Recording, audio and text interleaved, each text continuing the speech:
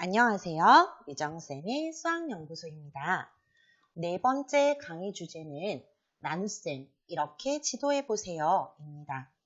지난 강의가 끝날 때쯤 우리 아이들이 어려워하는 나눗셈을 다루기로 한 것 기억나시나요? 아이들은 나눗셈을 왜 어려워할까요? 많은 이유들이 있겠지만 첫 번째 이유로는 다른 연산이 오른쪽부터 시작하는 반면 나눗셈은 왼쪽부터 시작하기 때문인데요. 구체적인 예로 한번 살펴보도록 합시다. 덧셈의 형식화된 알고리즘을 한번 살펴볼까요? 47 더하기 4를 할 때 우리 아이들은 1의 자릿수부터 1의 자리값 7 더하기 4는 11, 십진법에 의해서 받아 올림을 해주고 51이라는 답을 찾게 되지요. 뺄셈도 마찬가지일 거예요. 1의 자리부터 10의 자리, 100의 자리를 계산하지요. 다른 연산은 이렇게 오른쪽에서부터 연산을 하는 반면 우리 나눗셈은 왼쪽부터 시작하기 때문에 어려운 거예요. 형식화된 나눗셈의 알고리즘 세로셈을 보면요. 10의 자리부터 10의 자리 수부터 아이들은 생각하게 되지요. 그래서 나눗셈은 왼쪽부터 시작하기 때문에 우리 아이들이 어려워하는 거랍니다. 그리고 두 번째 이유로는 나눗셈을 하려면 뺄셈과 곱셈 이런 것과 같은 다른 연산도 반드시 할 수 있어야 되기 때문인데요. 다시 47 나누기 4로 돌아가 볼까요? 아이들은 10의 자리부터 4, 1은 4 곱하기 1이라는 곱셈도 할 수 있어야 되고요.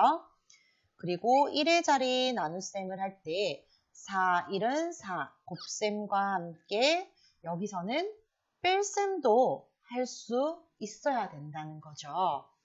학습이 부진한 아이들이 대부분은 선수학습이 결손된 경우가 많은 것 보았지요.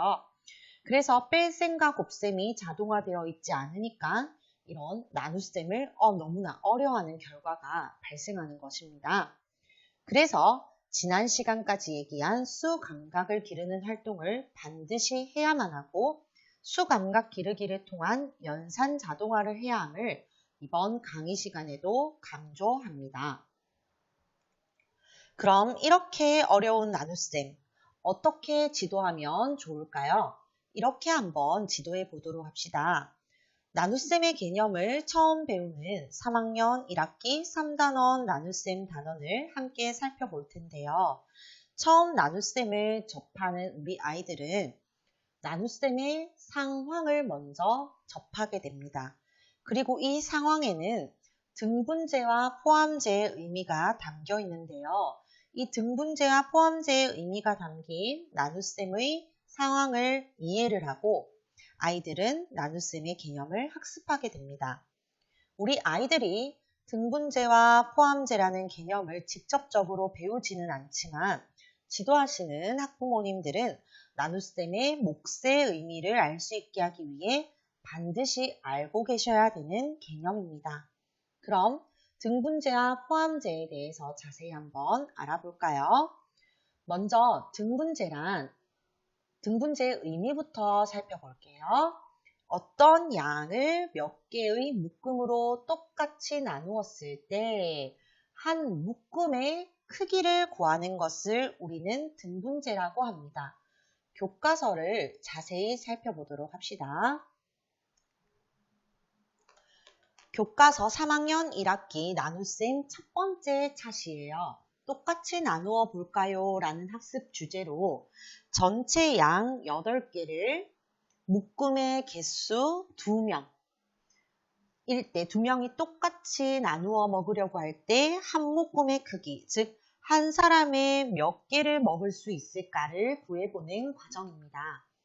이때 반드시 주의해야 될 점은 머릿속으로 이 과자 8개를 2명이 똑같이 나누어 먹는 상황을 상상하는 것이 아니라 구체적 조작물, 지난 시간에 예를 들어 설명한 연결큐브, 수모형, 그리고 집에서는 바둑알과 같은 이런 조작물을 통해서 직접 나누어 보는 활동을 해야 된다는 것입니다. 저는 수모형으로 한번 조작 활동을 하는 것을 보여드리도록 하겠습니다. 전체 양이 8개지요. 이 8개를 묶음의 개수, 즉 두 묶음, 두 명이라는 의미로 교과서에서는 제시되었습니다. 두 명이 똑같이 나누어 먹으려고 할 때 직접 조작 활동을 해보는 거예요. 한 사람에 한 개씩. 또 나머지가 있기 때문에 2개씩. 또 나머지가 있기 때문에 3개씩. 그리고 나머지가 마지막으로 생기기 때문에 4개씩. 그래서 우리는 전체 양을 똑같이 묶음으로 나누었을 때 한 묶음의 크기가 얼마냐 4라는 것을 구체적으로 조작 활동을 통해서 반드시 아이들이 찾아보게 해야 된다는 것입니다. 이러한 과정에서 수 감각을 기른 아이들은 구구단을 떠올려 보기도 하고요. 예를 들면 2 곱하기 4는 8이라는 구구단을 떠올려 보기도 하고요. 수 가르기를 생각해서 해결해 보아야지 라는 생각을 하기도 합니다. 8을 둘로 똑같이 가르면 4와 4로 가를 수 있는 것 같지요. 그래서 어떤 아이는 또 띄어세기를 생각할 수도 있겠지요. 4씩 2번 띄어세면 8이니 4개라고 생각하는 것처럼 말이죠. 이후에 나눗셈 식을 쓰고 읽는 방법을 알아보고 나눗셈의 요소까지 알아보는 나눗셈으로 표현하는 방법을 공부해야 한다는 것입니다. 교과서로 다시 돌아와 보도록 할게요. 조작 활동을 한 다음에 처음에는 쿠키로 그 다음에 집에 있는 바둑돌로도 나누어 볼 수 있어요. 이런 조작 활동을 충분히 거친 다음에 우리 아이들은 이런 나눗셈 식을 접하게 되어야 한다는 것입니다. 8 나누기 2는 4와 같은 이런 식을 우리는 이제 나눗셈 식이라고 하고 8 나누기 2는 4와 같습니다. 읽는 방법도 배우게 되고요. 4는 8을 2로 나눈 목, 8은 나누어지는 수, 2는 나누는 수 이렇게 나눗셈의 요소까지 공부하게 되는 것이죠. 그럼 포함제란 무엇일까요? 포함제는 어떤 양을 몇 개씩 묶었을 때 그 묶음의 개수가 얼마인가를 구하는 것을 말합니다. 마찬가지로 교과서를 한번 살펴보도록 할게요. 두 번째 차시로 똑같이 나누어 볼까요? 2번 포함제의 상황을 얘기하는 것입니다. 전체 양 8개를 한 묶음에, 즉 한 접시에 여기서는 2개씩 담으면 접시가 몇 개, 즉 몇 묶음이 될 건지를 구하는 것이지요. 여기서도 마찬가지로 구체적 조작물, 바둑알, 연결큐브, 수모형 등을 활용하여 아이들이 직접 나누어 담는 조작 활동을 해야 하는 것이 가장 기본이라고 할 수 있겠습니다. 등분제처럼 수 감각을 기른 아이들은 곱셈 구부를 떠올리며 2개씩 한 묶음, 2 곱하기 1, 2개씩 두 묶음 이런 식으로 묶음의 개수가 4라는 것을 찾기도 하고요. 때로는. 그리고 띄어세기를 하기도 합니다.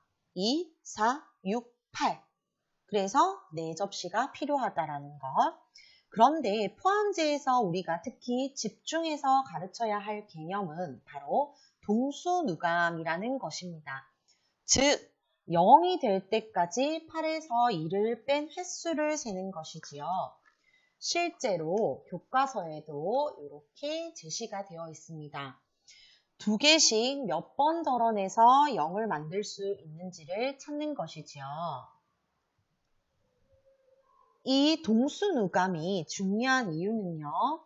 동수누감은 나눗셈을 하는 과정을 형식화시켰을 때 중요하기 때문이에요. 3학년 2학기 교과서를 살펴보면서 설명해 보겠습니다.